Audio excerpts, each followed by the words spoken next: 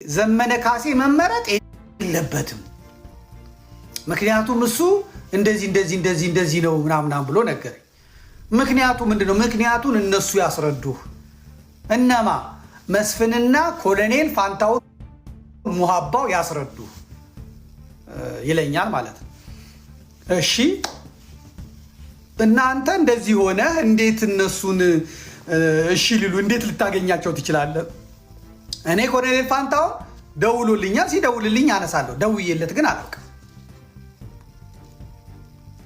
ሌሎቹም እንደዚሁ ይደውልኛል አልደውልም አንተ እንዴት ደውለህ ታገኛቸዋለህ ግድ የለም ስለሱ እኔ ያገኛቸዋለሁ ምናምን ይለኛል እሺ አልኩት ከዛ መስፍንንና ይሄ የብሔራዊ መረጃ ደህንነት ከእስክንድር ጋር አንድ ላይ ነው የተላኩት እስክንድር ጎጃሜ ሄዶ አደፍርሶ ከዛ ይሄ ደግሞ በሆነ ወገኑ ጎጃሜ ነው ይላሉ ይሄኛው ማለት ነው አላቅም ወሎና ጎጃም አለበት ይሄም ወደ ደቡብ ወሎ እስክንድር ወደ ሸዋ እንዲመለስ ከተደረገ በኋላ እየበጠበጡ ያሉ ናቸው ስለዚህ እንዴት እነሱን እንትን ትላለህ ያንን እስክንድር ተመርጦበታል የተባለውን ምርጫ ምንንገረው እያሉ ነው ይንገሩኝ እሺ ምንም ችግር የለውም ይንገሩኝ አልኩት ከዛ ደወለ እነሱን በእንትን አስገባቸው በዚህ በኮንፈረንስ ኮል አስገባቸው ከዛ መነጋገር ጀመርን እና ይሄ መስፍን አድልተሃል አንተ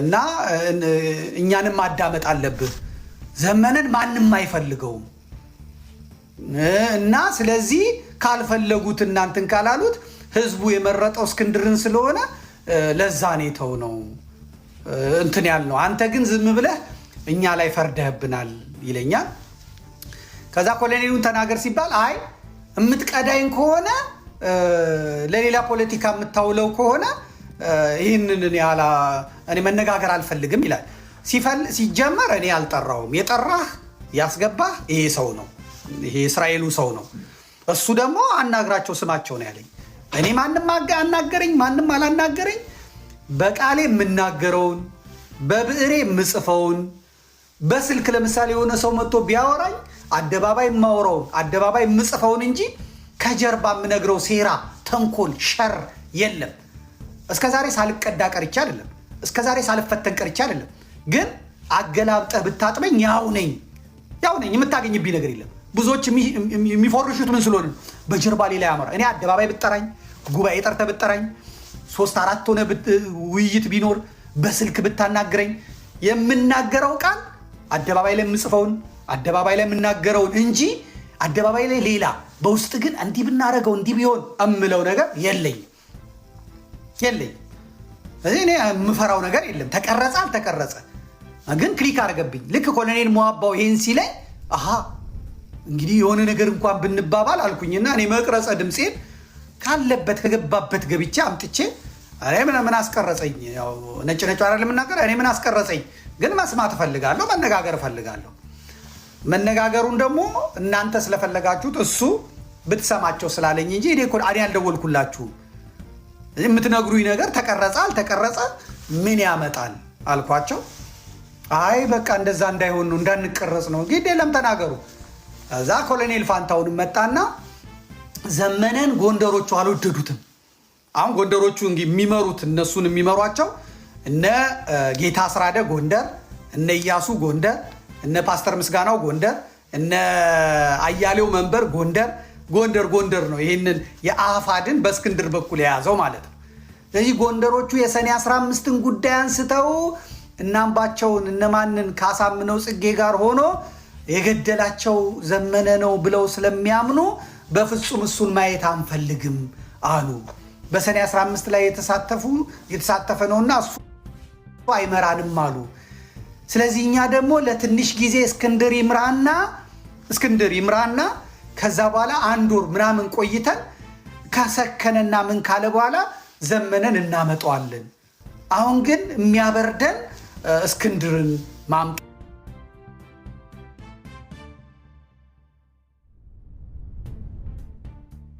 ሙሐባው ማለት ነው እና ዘመነን የማትመርጡት በሰኔ 15ቱ ምክንያት ነው አዎ እሺ በሰኔ 15 ውስጥ ያለው ሰው በሙሉ የተጠረጠረው ምን ያለው በሙሉ ጎንደሮቹ እነዚህ የጎንደር ብአዴኖቹ አይፈልጓቸው? አዎ አይፈልጓቸው። ኦኬ ታዲያ ቻው ነጥሎ በሰኔ 15 ጉዳይ የሚያስጠይቀው ምንድን ነው? እስክንድርስ ቢሆን በሰኔ 15 ውስጥ እጁ አለ አይደለም ወይ? ከባህር ዳር አዲስ አበባ ድረስ ልንገልህ እኮ ነበረ፣ ልንገልህ ነበረ፣ በኋላ ስትቀርብ እስክንድር መሆንህን የተው ነው እንጂ ማንም መኪና እንዳያልፍ ተብለን ምቱ ተብለን ነበረ ብለውት አሳምነው ለሰልፍ ብሎ ባህር ዳር የሌለ ሰልፍ አዘጋጅቶ እነሱ ገለው እስኪጨርሱ እስክንድርን አየር መንገድ አትሄድም ብለው ይዘው ከዛ በኋላ ሚሽናቸውን ሲጨርሱ ናቢ አሁን መሄድ ትችላለህ ብለው አውሮፕላን አቅርበውለት ባህር ዳር ሄዶ እዚህ በሰኔ 15 ጉዳይ እኮ ምርመራ ይደረግ ከተባለ ነው ይጠየቅ ከተባለ እስክንድርም ይጠየቃል። እንምረጥ ካላችሁ በሰኔ 15 ጉዳይ የሌሉበትን ሰዎች ከውስጣችሁ መምረጥ አትችሉም ወይ ብዬ ድርቅ ብዬ ስናገር ጆሮአችን ላይ ዘጋው። ኮሎኔሉ ነው የዘጋው። ኮሎኔል ፋንታሁን ማባማ የተቀረጸ ነው የምነግራችሁ። ልክ ሲዘጋው ግንኙነቱ ቆመ። እንግዲህ መስፍንም አሁን በህይወት አለ፣ መናገር ይችላል ውሸት ነው ብሎ።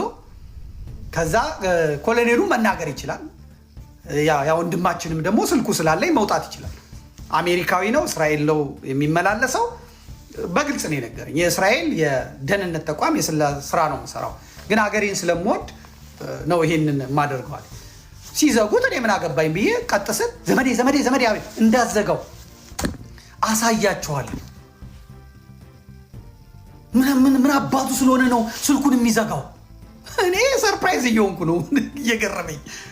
እንዱ አበቃ ከዘጉት ዘጉ ወይ ኔትወርክ ይሆናል አይደለም፣ ሆም ብለው ነው አገኘ እንዳዘጋው እኔ አገኛቸዋለሁ። አዘጋ ደወለ፣ ሲደውል ደወለ ተዘጋ። እንዳትዘጋው አንተ ብቻ እንዳትዘጋው ስልኩን እኔ አልዘጋም። መጨረሻ ና የለን ዝም ብዬ ስልኬን ያዝኩኝ። ስልኩ ጠራ፣ አነሳ። መስፍን ያነሳ። አስገባው አሉ። እሺ አስገባው፣ ቶሎ አስገባው፣ ኮሎኔሉን አስገባው። ኮሎኔሉን ገባ። ለምንድን ነው ስልኩን የምትዘጉት? መረዳት ያለበትን ማስረዳት አለባችሁ። ማወቅ ያለበትን መጠየቅ አለበት። ስለዚህ ማስረዳት አለባችሁ። እንደ ብራቅ እንደ አለቃ እንደ ታላቅ ወንድም ተቆጣቸው ማለት ነው ሁለቱም። እንግዲህ ይሄኛው የኢንሳ የደህንነት ኃላፊ ነው መስፍን፣ ኮሎኔሉም ደግሞ ብአዴን የነበረ ነው። ይሄ መስፍን ጠርንፎ ያዘው ኮሎኔሉን ነው። ስለዚህ ማነው ስሙ እስክንድርንም ይሄንንም ጠርንፎ ያሰረ ሰው ነው ማለት ነው። እኔ ጉድ ነው የምሰማው አልኳችሁ። በጣም እሰማለሁ። አውሩ አላቸው። ከዛ ይኸውልህ ዘመዴ አሉ፣ ኮሎኔሉ ማለት ነው። እሱ መስፍንም ኮሎኔሉ ዘመዴ በቃ ተሳስተንም ከሆነ አልፏል። እኔ የምለው እንዴት ነው እሺ ምርጫውን ያንን ሁሉ ካስወጣችሁ በኋላ አንተ መስፍን ነው ያደረከው ከዘጋጋ በኋላ እንዴት ነው እንደው ቢያንስ ለሀብታሙ አያሌው መላክ ሲገባችሁ ለስታሊን ልካችሁለት ስታሊን ዜናውን የሰራው እንዴት ነው? እኔ ስለሱ አላውቅም። የዜናውን እንትን እኔ እሱን የማውቀው ነገር የለም። ነገር ግን በምርጫው ይሄን አድርገናል። ዘመዴ እናንተ ሚዲያ ላይ ናቸው ያላችሁት። እንደምን የምንለፈውና ዘመነን ከሁለተኛው 2 ወር ከቆየ በኋላ እስክንድርን ገለል አድርገን እንመልሰዋለን። አሁን አንዴ ጥፋትም ከሆነ አጥፍተናል። የጠፋውን ጥፋት እንደዚህማ ብሎ ነገር የለም። ለዚህ ብሎ ነገር የለም። የዘመነን ጥፋት ንገሩን። የዘመነ ጥፋት ያጠፋው ጥፋት ካለ በጋራ እንታገል፣ በጋራ እንውረድበት። ዘመነ ያጠፋው ሰኔ 15 ላይ እንዲህ እንደው የምትሉ ከሆነ ሁላችሁም ተጠያቂ ናችሁ። በሰኔ 15 ያልታሰረ የለም። ራስ ኮሎኔሉን ጨምሮ ሌሎቻችሁም ተጠርጥራችሁ ተይዛችኋል። ህግ ነፃ ያላችሁ ህግ ነፃ ሆነ፣ ታስራችሁ ተፈታችኋል። አለቀ። ከዛ በተረፈ የሰኔ 15ን ጉዳይ መዛችሁ ለመምታት የምታመጡበት ምክንያት የለም ብዬ ተለያየን ማለት ነው። ከዛ በኋላ እንግዲህ ይህን ፎቶ ያነሱልኝ ሰዎች ምን ያሉልኝ ሰዎች እዛው ያሉ ናቸው። የመስፍንን ፎቶ ማንም አያውቀውም። መስፍንን ፎቶ አንስተው ምኑን አንስተው ላኩልኝ ማለት ነው። አሁን ዛሬ የምስራቅ አማራ ክፍል የነበሩ ዛሬ ከሚኒሊክ እዝ ጋር ሆነው በምሬ ወዳጆ ጦር ስር ሆነው የሚያዋጉ ጦሩን የሚመሩ ሰዎች ናቸው ይሄንን ያደረጉት ማለት ነው። ፎቶውን ሁላ አንስተው ይላኩልኝ።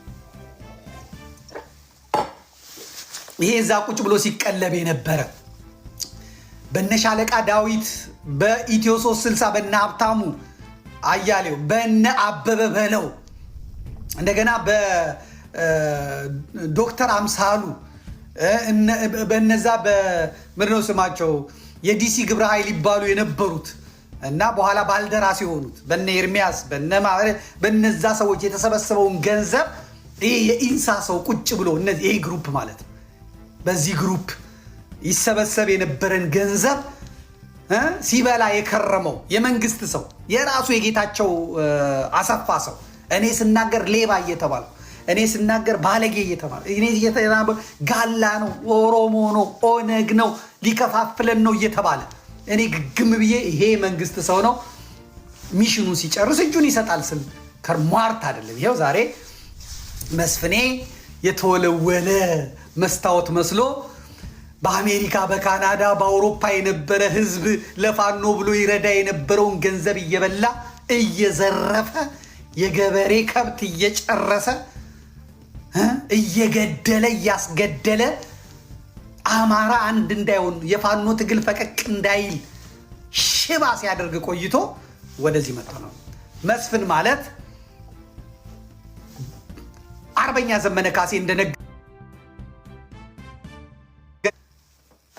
ኬንያ ድረስ ሄዶ ግንቦት ሰባትንና ሻዕቢያን በናይሮቢ ያገናኘ ደላላ ራሱ ጌታቸው አሰፋ ልኮት ማለት ነው።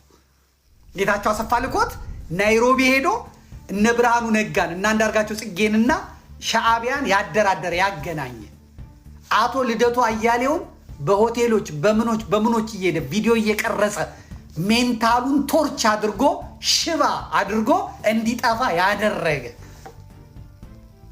እስክንድርን እንደ ሻንጣ አንጠልጥሎ ይዞ ሄዶ ጎጃምን አስበጥብጦ ደቡብ ወሎና ሸዋ አስቀምጦ ሸዋ አንድ እንዳይሆን የሰራ ክፉ ሌላም አንድ ዶክተር አለ፣ ሌላም ሰው አለ ያደረገ ከነ አኪላ ጋር ከነ አኪላ የሚባሉ ዋና አማራ ከነ ዘራ ያዕቆብ ጋር በመሆን ሌሎችም ልጆች አሉ። እነ ጥቁሬ ልበለው ዝም ብዬ ዋና ስሙን አልጠራውም።